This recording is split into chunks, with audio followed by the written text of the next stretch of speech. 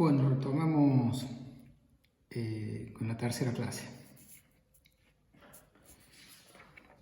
Bueno, pequeño repaso de lo que teníamos hasta la clase pasada. A lo largo de este curso hemos definido la medida exterior, que está definida para todo su conjunto de los reales. Esta medida exterior luego la restringimos, definimos ciertos conjuntos que son los medibles, y entonces la medida es la medida exterior restringida a los medibles. Y bueno, la medida exterior cumplía la invariancia por traslación, de que la medida exterior coincide con longitudes de intervalos, y la subaditividad numerable para la medida exterior.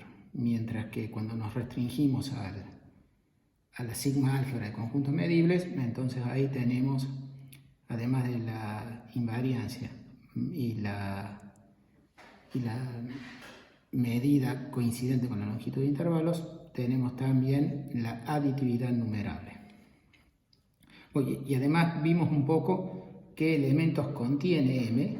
Vimos que, bueno, como dijimos, probamos que es una sigma álgebra, es decir, es cerrado por uniones e intersecciones numerables, por tomar complemento, y eso implica que es cerrada por tomar diferencias, porque restar dos conjuntos es intersectar con un complemento.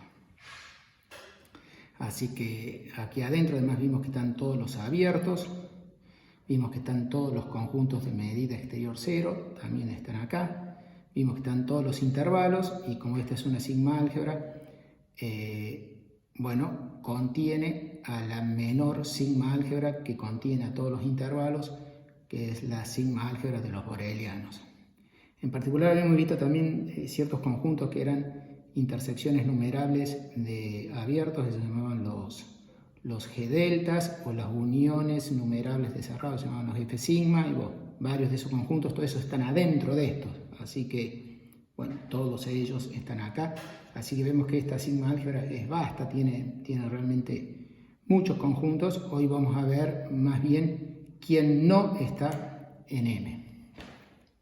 Antes de ir a ver quién no es medible, es como que me parece conveniente hacer unas definiciones generales, que en el Roiden, la tercera edición, es saltearse un ratito al capítulo 11 y en la cuarta edición al capítulo 17 para repasar los conceptos de qué es un espacio de medida. Entonces es como que nos vamos un ratito ahí. Primero decimos que un espacio medible es una pareja XA, donde A es una sigma álgebra de subconjuntos de X, y X es un conjunto arbitrario. A eso le vamos a llamar que es un espacio medible. Y vamos a decir que una medida en un espacio medible XA es una función mu que a cada elemento de acá, metí la paca, acá debería decir a cada elemento de la sigma álgebra le asigna un número positivo, posiblemente infinito, que cumple básicamente, de las tres propiedades, la central es la aditividad numerable, tiene que cumplir la aditividad numerable. Acá no tiene sentido hablar de que sea invariante por traslaciones, porque no hay traslaciones en un X abstracto, y tampoco hay intervalos que yo te diga que la medida tenga que coincidir con el intervalo. La que sí es pedimos que la medida del conjunto vacío tiene que ser cero. Entonces, así que una medida en un espacio medible es una función mu, que mu del vacío da cero. Mu está definido para todos los elementos de la sigma álgebra dada, que cumple la aditividad numerable. Aditividad numerable obviamente incluye que la intersección tiene que ser vacía. O sea, tenés aditividad numerable bajo la circunstancia de que tengas una cantidad numerable de conjuntos en la sigma álgebra tal que las intersecciones sean vacías.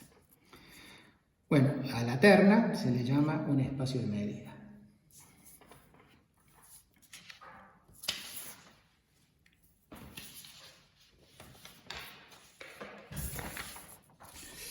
Bueno,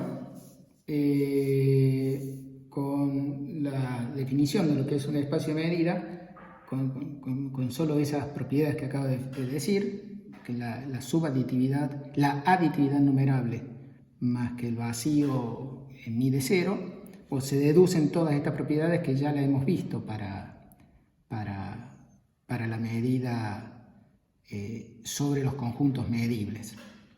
Así que, por supuesto, si vos tenés aditividad numerable, tenés aditividad finita, simplemente tomando que todos los demás conjuntos sean vacíos, entonces con eso conseguís la aditividad finita, o en particular la aditividad de 2. Obtenés la monotonía, eso de vuelta es porque este lo expresás como unión la diferencia, entonces te sale la monotonía gracias a la aditividad finita en este caso. Y también obtenés que si A tiene medida finita, entonces la medida de la resta es la resta de las medidas. Obvio, acá yo no lo he escrito, pero debería haber puesto todos los conjuntitos que están apareciendo y le estoy poniendo mu de ellos, es porque están en A. O sea, todo el A, el B, tienen que estar en la sigma álgebra A, en el dominio de la mu. Con el solo hecho de que A y B estén, la resta está. Bueno, una consecuencia de esto es que si A es casi igual a B, si A está dentro de B y tiene medida 0, bueno, este conjunto que es casi igual a B mide lo mismo que B. Bueno, este es automático de aquí. Bueno, la tercera propiedad ya la discutimos también en la clase pasada y está en el práctico. Esto hay que hacer como ejercicio, pues son 2 ejercicios muy importantes. Se llama la continuidad de la medida. Entonces, si vos tenés ahora una cadena ascendente de conjuntos dentro de la sigma álgebra, entonces la medida de la unión es el límite de la medida de cada uno de ellos. Y lo mismo vale para la intersección, pero con cadena descendente. Si yo tengo una familia en la sigma álgebra que forma cadena descendente, es decir, a medida que el i crece cada vez son más chicos, los a's, y acá necesito que alguno de los a y s tenga medida finita, entonces en ese caso la medida de la intersección también es el límite de las medidas. Bueno, ambos están en el práctico de ejercicio. Está en el práctico de ejercicio para la medida de Lebesgue, para la medida que hemos definido. Pero el solo hecho de que una función cumple la aditividad numerable implica estos resultados. Bueno, se los dejo de ejercicio ver esto. Bueno, ejemplos de espacio de medidas.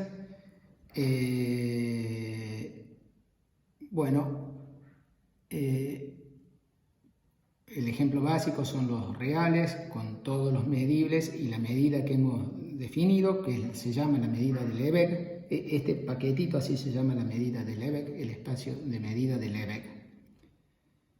Y otro ejemplo, dado que un espacio de medida es la terna, vos podrías todavía restringir más la medida al conjunto de los borelianos, bueno, este sería otro espacio de medida.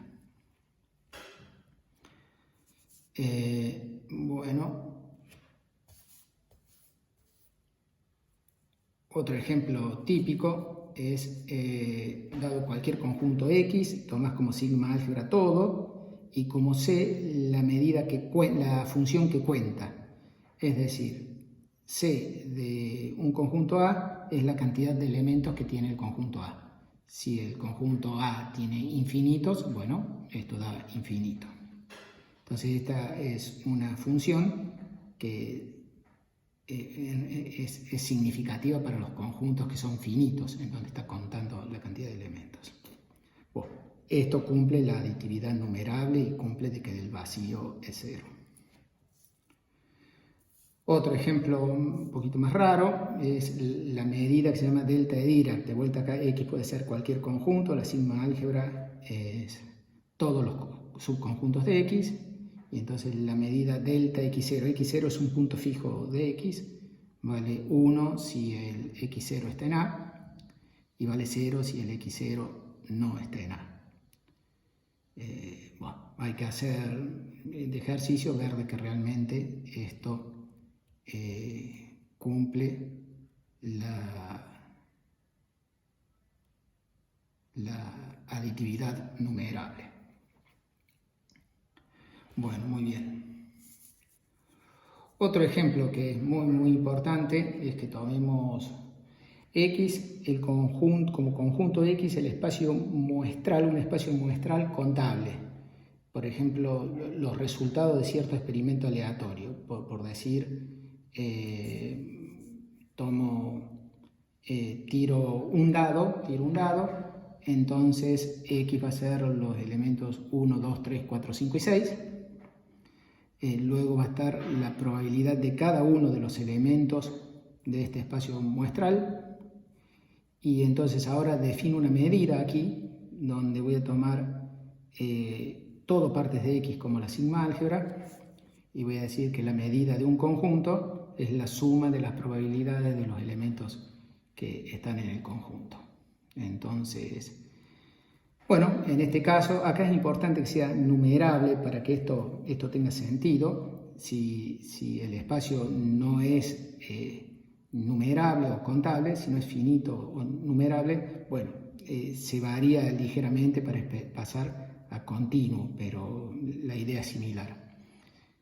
Y en este caso va a terminar siendo que mu, este resultado, por supuesto como es suma de probabilidades de elementos disjuntos, va a ser a lo sumo 1 la medida del total, mu del total del espacio muestral, que sería la probabilidad de que salga algo. Bueno, eso me va a dar 1. Bueno, este es un típico ejemplo de espacio de medida en donde la medida del espacio total vale 1. Bueno, algo que complementa a todas estas propiedades que dije recién, una propiedad más que se cumple en cualquier espacio de medida, es el lema de Borel-Cantelli, que su demostración es sencilla, pero es muy importante, y sobre todo para las aplicaciones de probabilidad es un ejemplo muy importante. Aquí X a mu es un espacio de medida arbitrario en donde tengo una familia de conjuntos dentro de la sigma álgebra que cumplen que la suma de las medidas de todos ellos es menor que infinito. Bueno, el lema dice de que la medida de la intersección de las uniones encadenadas es 0. Bueno, vamos a hacer la demostración de este lema y luego vamos a ver algún ejemplo de aplicación de este lema. Bueno, vamos a la demostración. La demostración es la siguiente. Si miramos esta parte que está aquí, esos forman una cadena descendente, es decir, el enésimo más 1 de estos conjuntos está contenido en el enésimo. Así que para calcular la medida de esta intersección puedo usar la continuidad de la medida.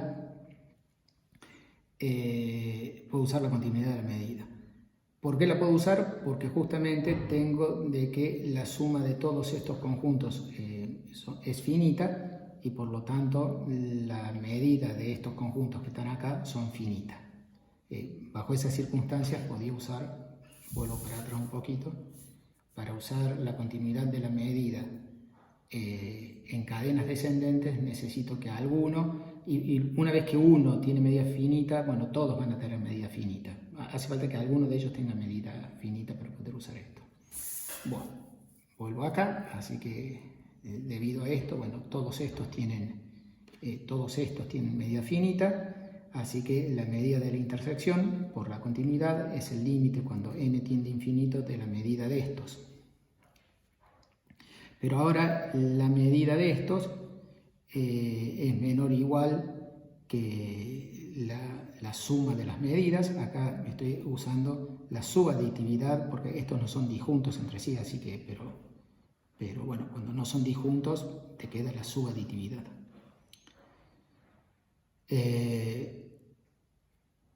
Entonces te queda el límite de esta suma infinita. Esta suma infinita es el límite cuando n tiene infinito de esta n. Esta suma es cada vez más pequeña debido a que toda la suma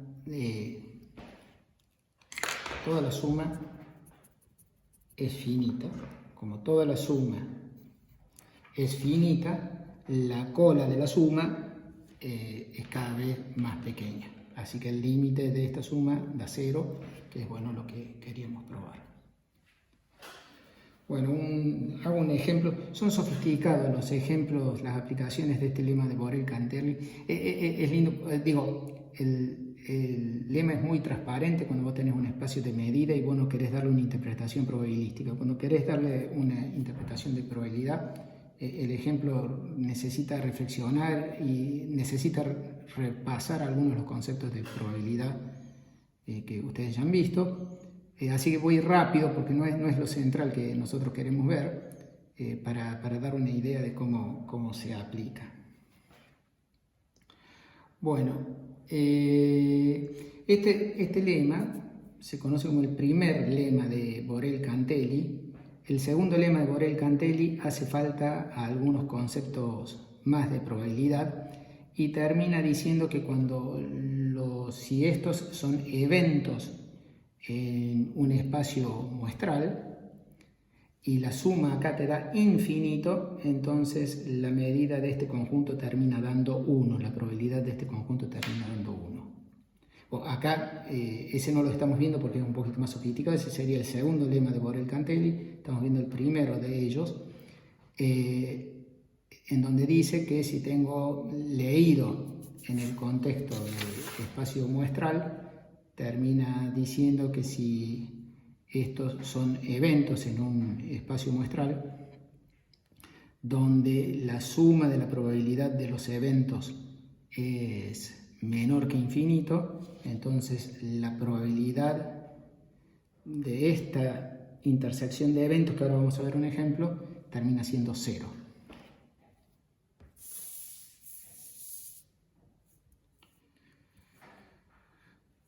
Bueno, acá está el ejemplo. Entonces, vamos a suponer que nuestro espacio muestral son las sucesiones numerables de caras o cruces. O sea, estas son sucesiones.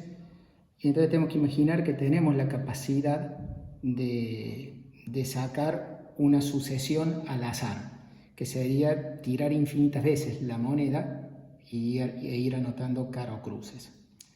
Bueno, entonces ese es nuestro espacio muestral. Y entonces la medida de un conjunto de un subconjunto de X es la probabilidad de que sacando una sucesión al azar, esa sucesión esté en A. Bueno, ejemplo. Entonces tomemos A, el conjunto de todas las sucesiones, donde el segundo y el tercer elemento de la sucesión valen 1. O sea, el conjunto de todas las sucesiones que el segundo y el tercer elemento salió cruz. Bueno, entonces la medida de este A es la probabilidad de que una sucesión arbitraria caiga acá adentro, que es 1/4. Es 1/4 porque es la probabilidad de que el x2 sea 1 es un medio, que es independiente a la probabilidad de que el x3 sea igual a 1, que es otro medio, y ese medio por medio da 1/4.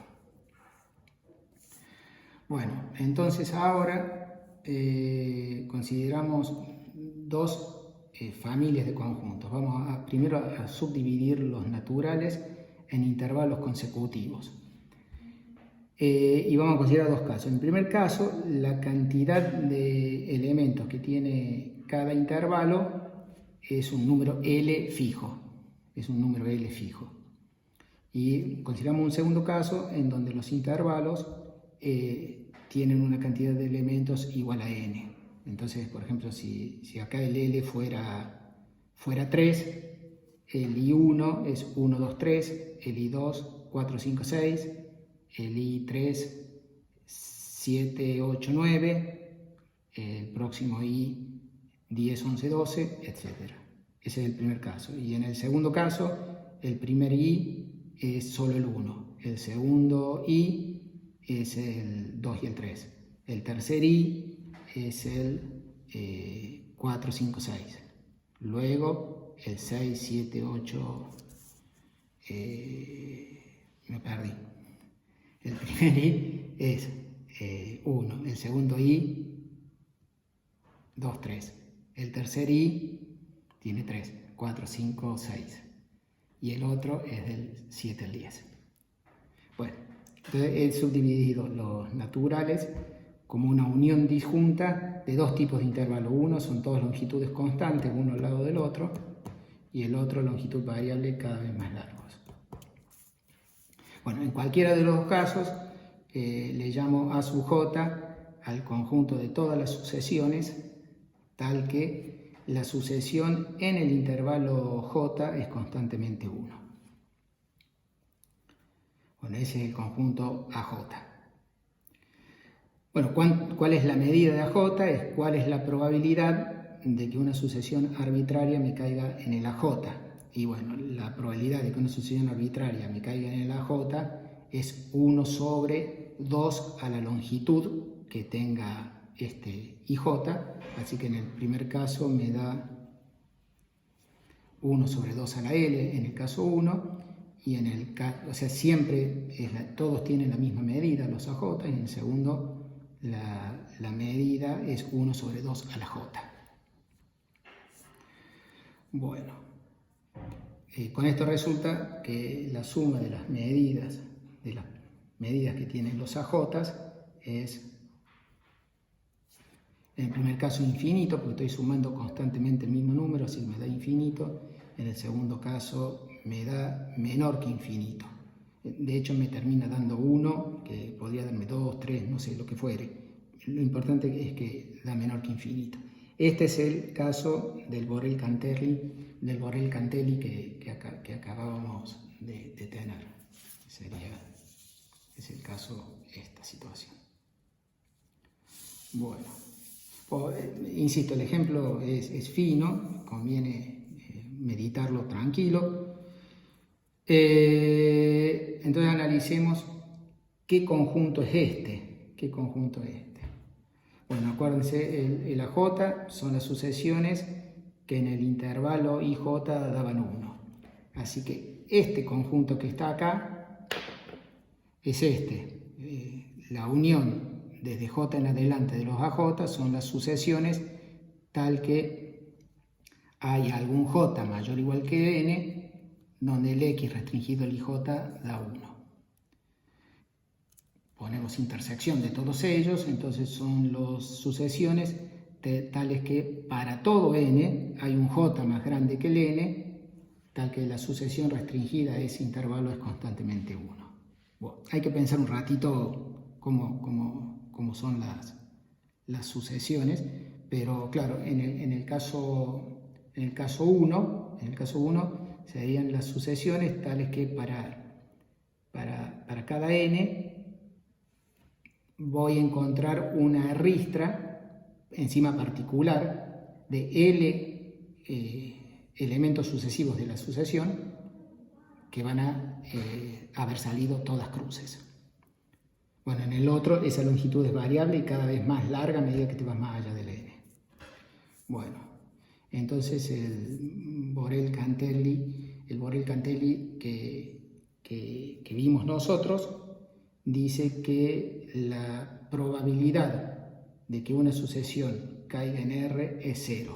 O sea, no hay chance de sacar una sucesión X tal que para todo N haya un intervalo IJ que son cada vez más largos, en donde yo tenga los X que son constantemente 1. Y el Borel-Cantelli que no vimos dice que la probabilidad de R es 1 en el caso 1. sí o sí, la probabilidad va a ser 1 de que yo saque una sucesión de que para todos los n's termine habiendo una lista de longitud L que sea constantemente 1. Bueno, insisto, cierro con esto que está explicado muy por arriba, pero un poco las consecuencias de estos lemas tan importantes que se aplican en probabilidad. Cierro esta parte de medida abstracta con un par de definiciones. Si yo tengo un espacio de medida, entonces decimos que el espacio de medida es finito cuando la medida del total es finita. Bueno, los espacios de probabilidad son todos finitos porque la medida del total es 1. Se dice sigma finito si el total es unión de elementos de la sigma álgebra tal que la medida de cada uno de ellos es finita. Es decir, se llama sigma finito, esto es unión numerable, ¿no? Siempre sigma es numerable. Entonces, bueno, decimos que es sigma finito si al espacio total lo podés expresar como una unión numerable de conjuntos de medida finita.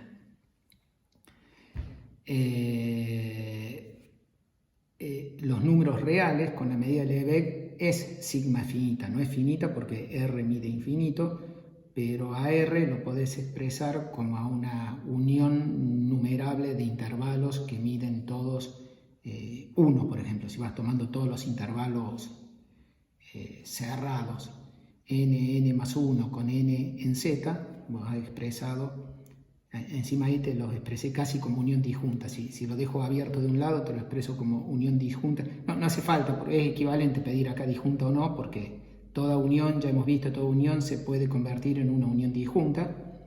Por eso acá no ponemos disjunta. Pero bueno, yo te estoy mostrando que los reales, te los estoy expresando con los intervalos n más 1, cerrado de un lado, abierto del otro, te lo estoy expresando como una unión disjunta de conjuntos que todos miden 1. Bueno, así que los reales con los medibles y la medida de Lebesgue es sigma finito.